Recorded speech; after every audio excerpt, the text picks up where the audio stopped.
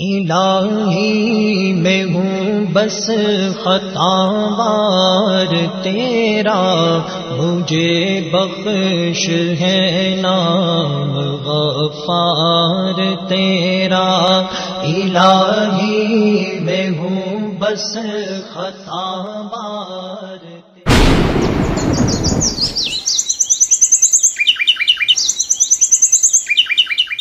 السلام علیکم ورحمۃ اللہ وبرکاتہ۔ ان الحمد للہ نحمده ونصلی علی رسولہ الکریم۔ اعوذ باللہ من الشیطان الرجیم وانذر عشیرتک الاقربین۔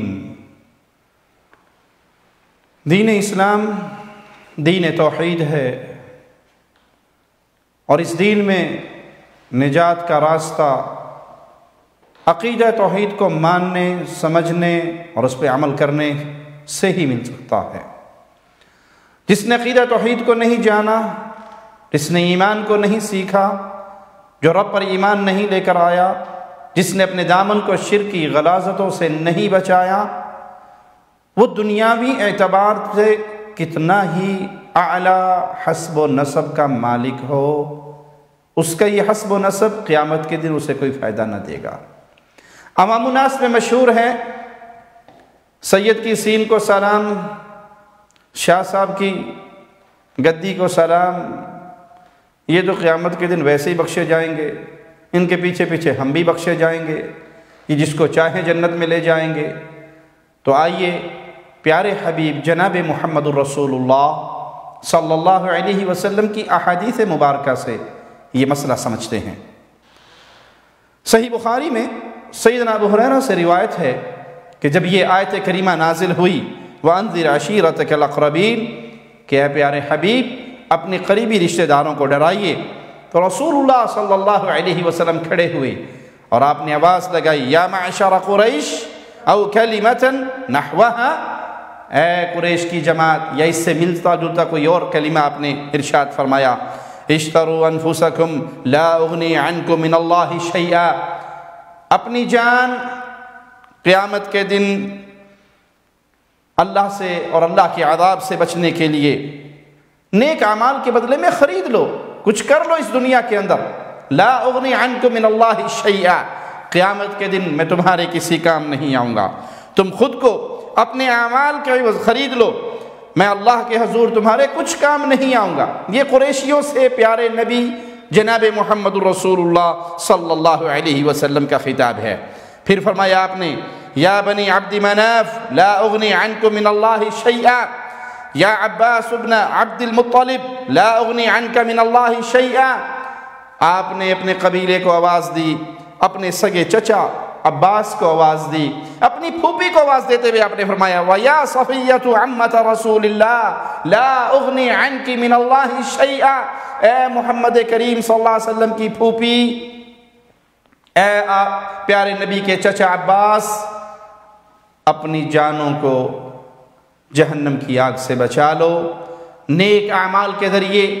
اپنی جانوں کو خرید لو، یعنی جنت خرید لو، اپنے اعمال کر لو، نیک اعمال کر لو جو تمہارے اور جہنم کے درمیان رکاوٹ بن جائیں۔ لا اغنی عنک من اللہ شیئا، پھوپھی میں قیامت کے دن آپ کو اللہ سے نہیں بچا سکوں گا۔ پھر سادات کی ماں سیدہ فاطمہ رضی اللہ تعالی عنہا سلام اللہ علیہا، ان سے پیارے حبیب خطاب کرتے ہوئے کہتے ہیں یا فاطمہ بنت محمد صلی اللہ علیہ وسلم، اے فاطمہ، اے محمد کی بیٹی، سلینی ما شئتی من مالی لا اغنی عنکی من اللہ شیئا، میرے مال میں سے جو مانگتی ہو مانگ کے لے لو، لیکن عمل کرنا فاطمہ، عمل کرنا، میں قیامت کے دن تمہیں چھڑا نہیں سکوں گا۔ صفیہ عمل کرنا، میں قیامت کے دن چھڑا نہیں سکوں گا۔ چچا عمل کرنا، میں قیامت کے دن چھڑا نہیں سکوں گا۔ اے قریشیوں عمل کر لینا، میں قیامت کے دن تمہیں چھڑا نہیں سکوں گا۔ تو پیارے بھائی یہ جملے جو عوام الناس کی زبان پر ہیں، شاہ صاحب، سید صاحب، ان کی سین کو سلام، یہ بڑے پہنچے ہوئے، یہ بڑی لکھے لیکھ مٹھا دینے والے، جو چاہے کر گزرے، جس کو چاہے جنت دے دے، جس کو چاہے جنت سے دھتکار دے۔ یہاں پیارے حبیب اپنے چچا کو، اپنی پھوپھی کو، اپنی لخت جگر فاطمہ الزہرا کو، قریشیوں کو خطاب کر کے کہہ رہے ہیں عمل کرنا میں قیامت کے دن تمہیں اللہ سے نہیں چھڑا سکوں گا۔ کیا ثابت ہوا؟ کہ وہاں نجات ہوگی اللہ کی رحمت کے بعد اپنے اعمال کے سر پہ۔ اگر ایمان درست ہے، عقیدہ درست ہے، اعمال درست ہیں، تو پھر اللہ کی رحمت ضرور آ لے گی اور انسان اللہ کی جنت میں جائے گا۔ لیکن اگر عقیدہ درست نہیں، اعمال درست نہیں، تو صرف حسب اور نسب کی وجہ سے، کسی کے ساتھ تعلق ہونے یا نہ ہونے کی وجہ سے کسی کا چھٹکارا نہیں ہو سکے گا۔ صحیح مسلم میں سیدنا ابو ہریرہ سے یہ الفاظ بھی ہیں کہ اللہ کے پیارے حبیب علیہ الصلوۃ والسلام نے سیدہ فاطمہ الزہرا سے کہا، یا فاطمہ انقذی نفسکی من النار فانی لا املک لکم من اللہ شیئا۔ اے فاطمہ، اپنی جان کو جہنم کی آگ سے بچا لے، میں کسی چیز کا مالک نہیں ہوں تمہارے لیے، ہاں جو میرے تمہارے ساتھ رشتہ ہے میں اس رشتے کو خوب جوڑتا رہوں گا جس طرح جوڑنا چاہیے۔ تو ثابت کیا ہوا کہ ایمان، توحید اور عمل صالح اس کے بغیر نجات نہیں ہوگی، بھلے کسی کا رشتہ کتنا ہی عظیم۔ اب پیارے نبی کی پھوپھی، پیارے نبی کے چچا اور پیارے نبی کی لخت جگر کس سے بڑھ کر کس کا رشتہ عظیم ہو سکتا ہے؟ جب آپ ان کو ڈرا رہے ہیں جو اہل جنت ہیں، جو کنفرم جنتی ہیں، جو جنت کی عورتوں کی سرداج ہیں، ان کو آپ یہ کہہ رہے ہیں، تو معنی یہ کہ پوری امت کو سنا رہے ہیں، پوری امت کو یہ بات بتا رہے ہیں کہ قیامت کے دن نجات کی بنیاد ایمان ہے،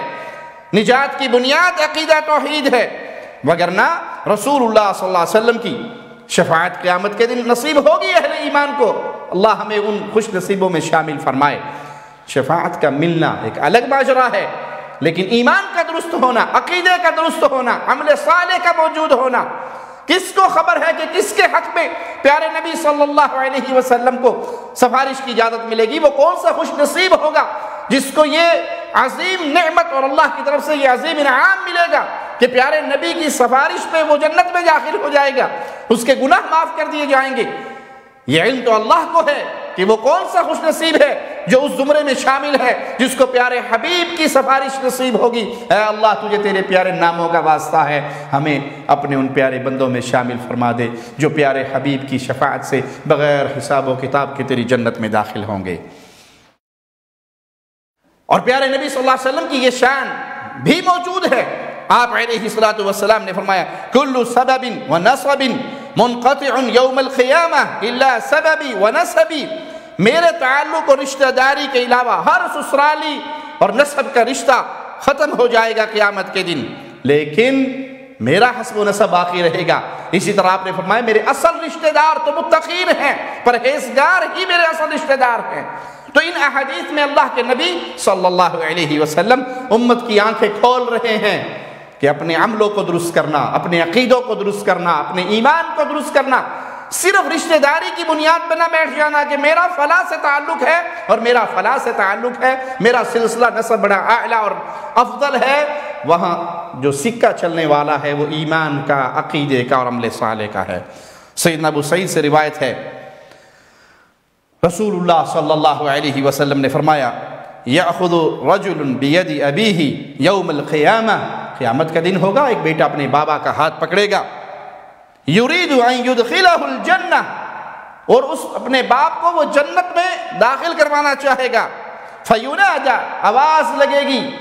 الا ان الجنۃ لا يدخلها مشرک، کہ جنت کے اندر کوئی مشرک داخل نہیں ہو سکتا۔ اس نے اپنے بابا کا ہاتھ پکڑا ہوا ہے، جنت میں لے جانا چاہ رہا ہے، جنت میں داخل کروانا چاہ رہا ہے، لیکن آواز لگتی ہے کہ جنت اہل ایمان کے لیے ہے، اللہم اجعلنا منہم ومعاہم وفیہم، اللہ اپنی رحمت سے ہمیں ان میں شامل فرما دے، اس میں کوئی مشرک داخل نہیں ہو سکتا۔ پیارے حبیب علیہ الصلوۃ والسلام نے فرمایا، فیحول فی صورت قبیحۃ، پھر اس کی تصویر، اس کے چہرے کو ایک بری شکل میں اور بری بو میں اس کو بدل دیا جائے گا تو اسے چھوڑ دے گا۔ سیدنا ابو سعید کہتے ہیں کہ لوگ یہ کہتے ہیں کہ اس سے مراد ابراہیم علیہ السلام ان کے والد ہیں، لیکن رسول اللہ صلی اللہ علیہ وسلم نے اپنے کسی فرمان میں اس بات کی وضاحت نہیں کی، صرف یہی بات فرمائی کہ ایک بیٹا اپنے باپ کا ہاتھ پکڑے گا اور اسے جنت میں لے جانا چاہے گا تو آواز لگے گی کہ جنت مشرکوں پر حرام ہے۔ سیدنا ابو ہریرہ سے روایت ہے کہ اللہ کے نبی نے فرمایا، جس شخص کے اعمال اسے خیر کے حصول میں پیچھے رکھیں، اس کا خاندانی حسب و نسب اسے آگے نہیں کر سکتا۔ ایک بندہ بے نماز ہے، بے عمل ہے، عملی طور پہ بیکار ہے، اس کا نسب بڑا اعلیٰ ہے، نسب بڑا عظیم ہے، تو پیارے حبیب علیہ الصلوۃ والسلام یہاں بڑی پیاری بات فرما کر امت کی آنکھیں کھول رہے ہیں، جس کے عملوں نے اسے قیامت کے دن پیچھے کر دیا تو وہ نسب کی وجہ سے آگے نہیں ہو سکے گا۔ وہاں سکہ عملوں کا چلنا ہے، عمل صالح، ایمان توحید عقیدے کے بعد عمل صالح ہے، جس کا عمل نیک ہے وہ اس کے پاس موجود ہے۔ تو ٹھیک اگر کوئی اپنے گناہوں کی وجہ سے جہنم میں جانے کا حقدار بن چکا ہے تو وہ اس کا حسب و نسب اسے کوئی ایسا فائدہ نہیں دے گا کہ اسے جہنم سے بچا لیا جائے اور اللہ کی جنت میں داخل کر دیا جائے۔ اللہ اکبر۔ صحیح بخاری کی یہ روایت جسے سیدنا ابو ہریرہ روایت کر رہے ہیں کہ رسول اللہ صلی اللہ علیہ وسلم نے فرمایا لا الفین احدکم یجیء یوم القیامت، یہ نہ ہو کہ قیامت کے دن لوگ جب آئیں اللہ کے سامنے، علی رقبتہ بعیر لہ رغاء، اس کی گردن پہ اونٹ سوار ہو اور وہ اونٹ بلبلا رہا ہو اور وہ مجھے ڈھونڈتا ہوا آئے، یقول یا رسول اللہ اغثنی، اے اللہ کے نبی میری مدد کرو، میرے پاس آئے یہ سوال کرے، فاقول لا املک لک شیئا قد ابلغتک، تو میرا وہاں پہ ایک ہی جواب ہوگا کہ میں